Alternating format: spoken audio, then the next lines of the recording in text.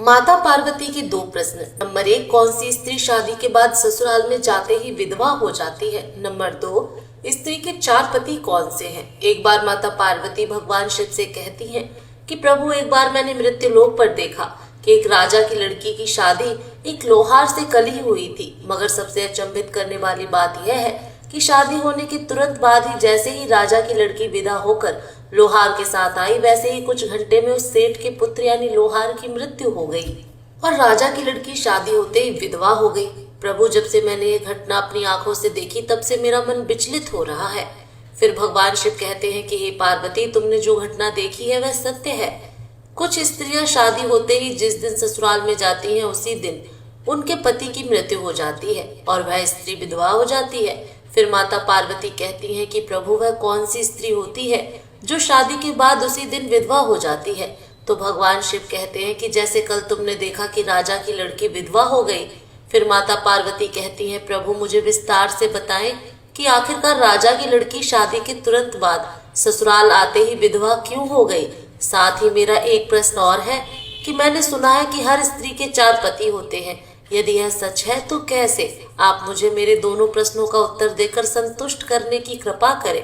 फिर मेरा पहला प्रश्न है कि कौन सी स्त्री शादी के बाद ससुराल जाते ही विधवा हो जाती है, और मेरा दूसरा प्रश्न है कि हर स्त्री के 4 पति कैसे होते हैं। फिर इस प्रकार माता पार्वती की बात सुनकर भगवान शिव कहते हैं कि हे पार्वती, मैं तुम्हें तुम्हारे दोनों प्रश्नों के उत्तर एक छोटी सी कहानी के माध्यम से दूंगा, जिससे तुम्हारी समझ में ठीक से आ सके।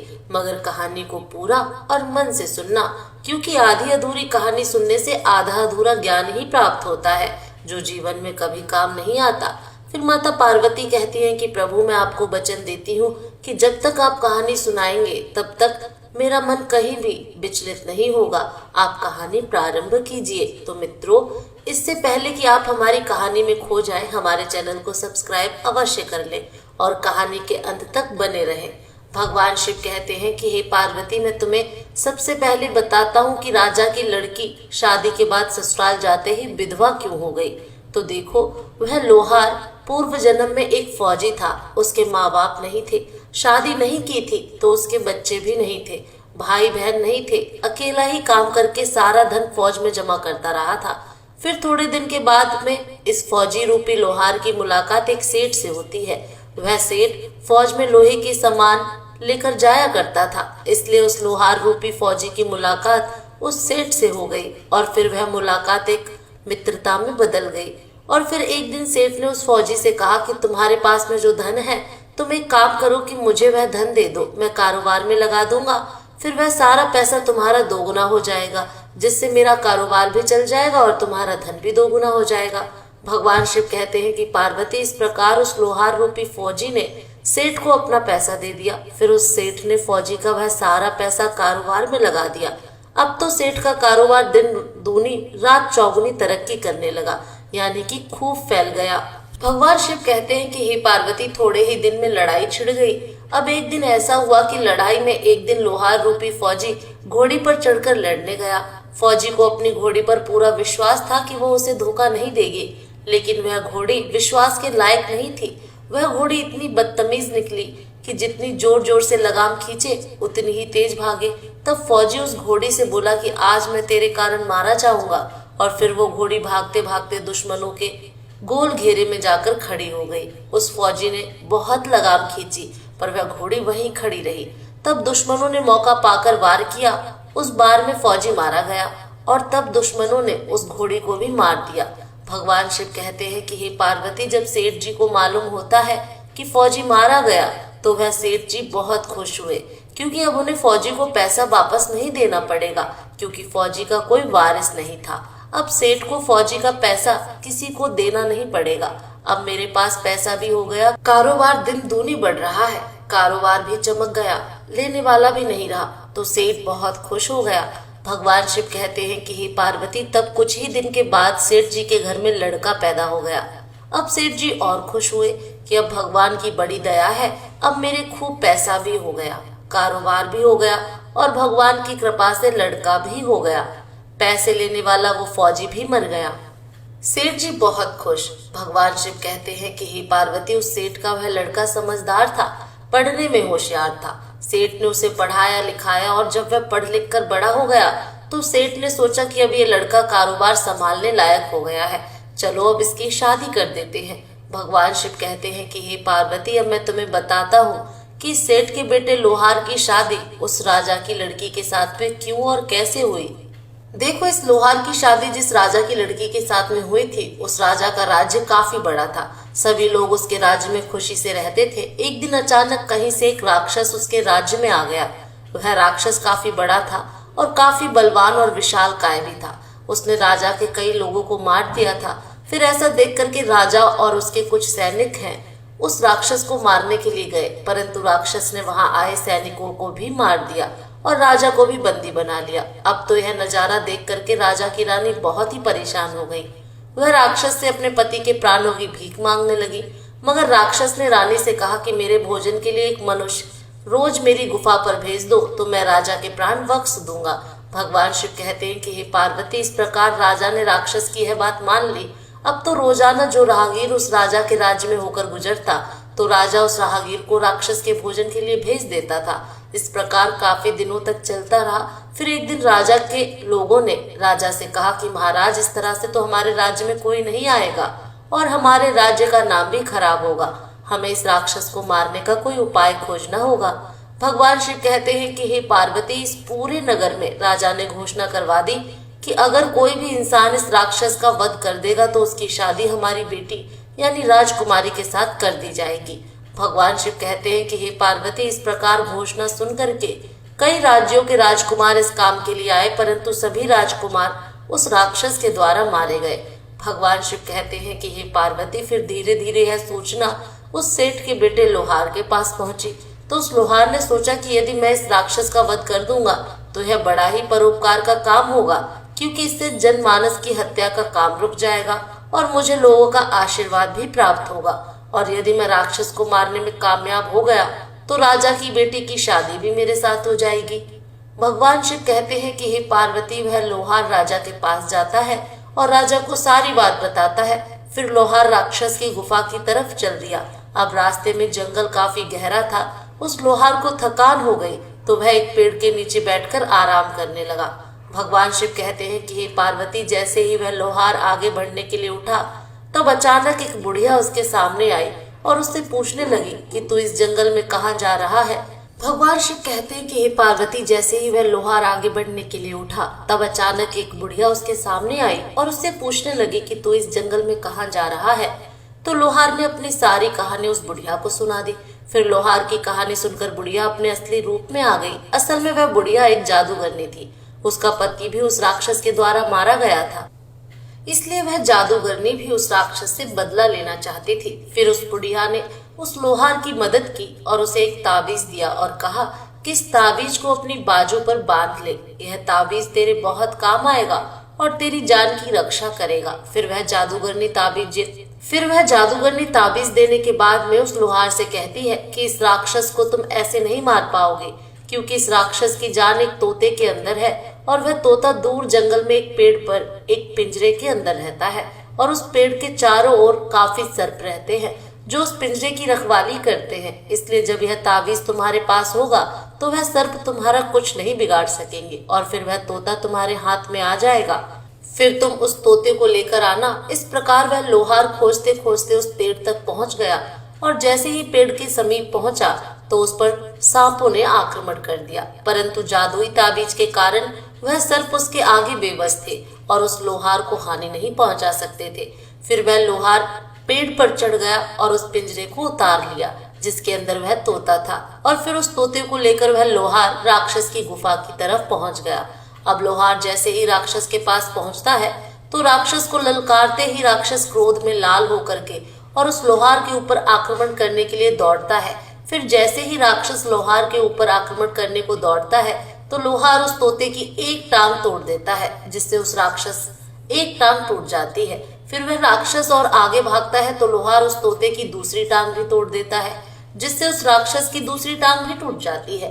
फिर भी वह राक्षस उस लोहार को मारने का प्रयास करता है और जैसे ही वह लोहार के करीब आता है तो फिर वो लोहार तोते की गर्दन को तोड़ देता है और जैसे ही तोते की गर्दन टूटती है तो राक्षस की भी गर्दन टूट जाती है और उसके प्राण निकल जाते हैं।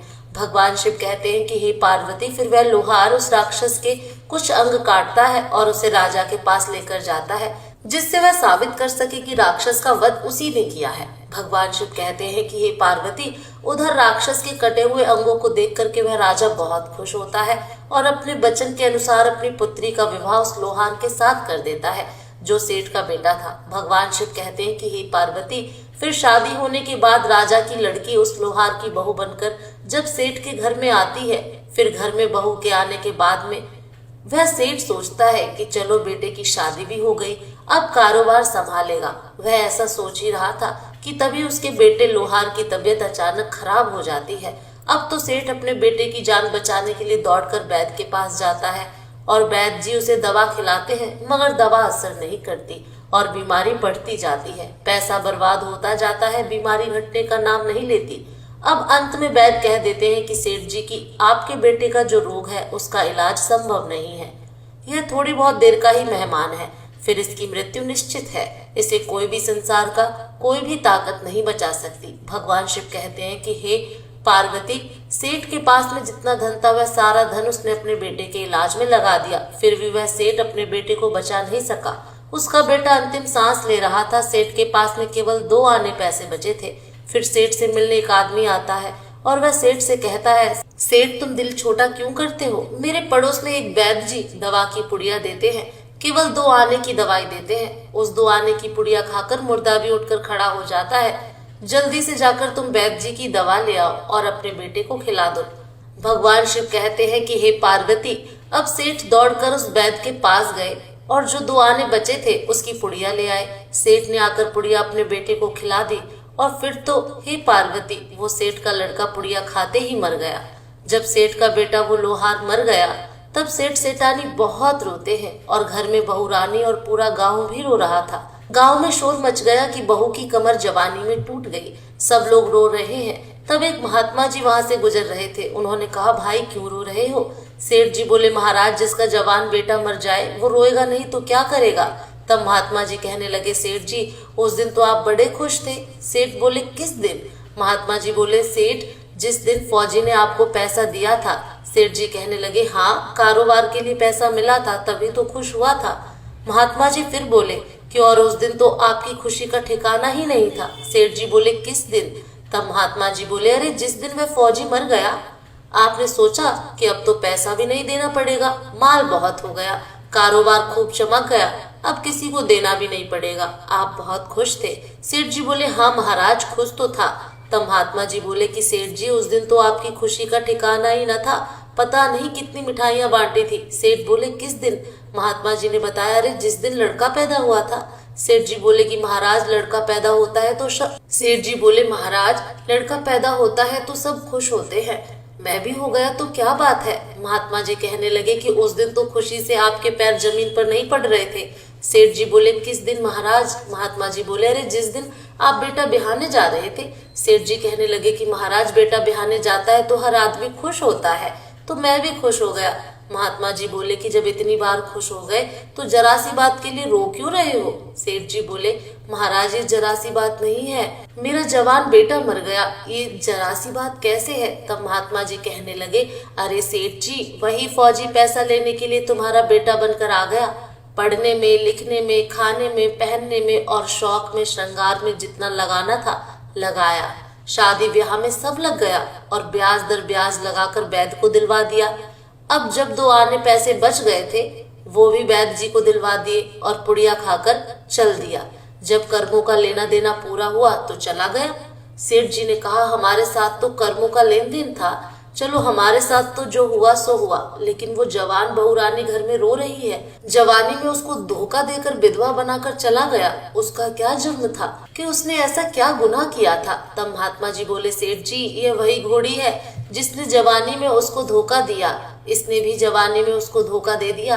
भगवान शिव कहते हैं कि हे पार्वती, स्त्री चाहे किसी भी रूप में हो, यदि वह अपने चाहने वाले से वफादार नहीं है या फिर अपने चाहने वाले को बचपन में धोखा देती है तो उसे बचपन में धोखा मिलेगा, यदि वह जवानी में धोखा देती है तो जवानी में धोखा मिलेगा। यह राजा की लड़की पिछले जन्म में घोड़ी थी और यह लोहार एक फौजी था और उस समय लोहार को घोड़ी पर बहुत बड़ा विश्वास और भरोसा था। मगर घोड़ी ने जवानी में उस फौजी को दुश्मनों के घेरे में ले जाकर अपने कदमों को रोक दिया। फिर लोहार उस समय फौजी के रूप में उस घोड़ी से विनती करके रोता रहा, लेकिन उस घोड़ी ने एक कदम भी वहां से आगे नहीं बढ़ाया, जिसकी वजह से इस लोहार की पूर्व जन्म में मृत्यु हो गई। इस समय जो राजा की लड़की विधवा हुई है, इससे भी घोड़े के रूप में फौजी को जवानी में धोखा दिया था, इसलिए इस जन्म में लोहार ने भी इसे जवानी में धोखा दिया और यह तबाह हो गई। भगवान शिव कहते हैं कि हे पार्वती, तुम्हारा पहला प्रश्न था कि कौन सी स्त्री शादी होने के बाद में ससुराल में आते ही विधवा हो जाती है। तो समझ लो, जो स्त्री अपने चाहने वाले को धोखा देती है, उसके साथ विश्वासघात करती है, उसे निश्चित ही धोखा मिलता है और ऐसी स्त्री पूर्व जन्म के कर्म का फल जरूर भोगती है। शादी के बाद ससुराल में जाते ही विधवा हो जाती है। इसलिए यदि स्त्री को सदा सुहागन जीवन जीना है तो उसे कभी भी अपने जीवन साथी को धोखा नहीं देना चाहिए, उसके साथ विश्वासघात नहीं करना चाहिए और अपने पति की सेवा करते हुए पूर्ण निष्ठा के साथ में पतिव्रत धर्म का पालन करना चाहिए। भगवान शिव कहते हैं कि हे पार्वती, अब तुम्हारा दूसरा प्रश्न था कि हर स्त्री के 4 पति कैसे होते हैं। तो समझ लो, वैदिक परंपरा को जीवित रखने के लिए महिला का विवाह 3 देवताओं से कर दिया जाता है। इसमें सबसे पहले किसी भी कन्या का विवाह अधिकार चंद्रमा को सौंपा जाता है। इसके बाद उस कन्या का अधिकार विश्ववसु नाम के गंधर्व को सौंपा जाता है और फिर तीसरे नंबर पर अग्नि को कन्या का अधिकार सौंपा जाता है। उसके बाद में चौथे नंबर पर कन्या का अधिकार उसके पति को सौंपा जाता है। इसलिए हर स्त्री को चंद्रमा, विश्ववसु और अग्नि को साक्षी मानते हुए अपने पति के साथ में पूर्ण निष्ठा के साथ में पतिव्रत धर्म का पालन करते हुए अपने चरित्र को उज्जवल रखते हुए और अपने पति की सेवा करनी चाहिए। दोस्तों, आपको ये कहानी कैसी लगी कमेंट करके जरूर बताएं। हर हर महादेव। ओम नमः शिवाय।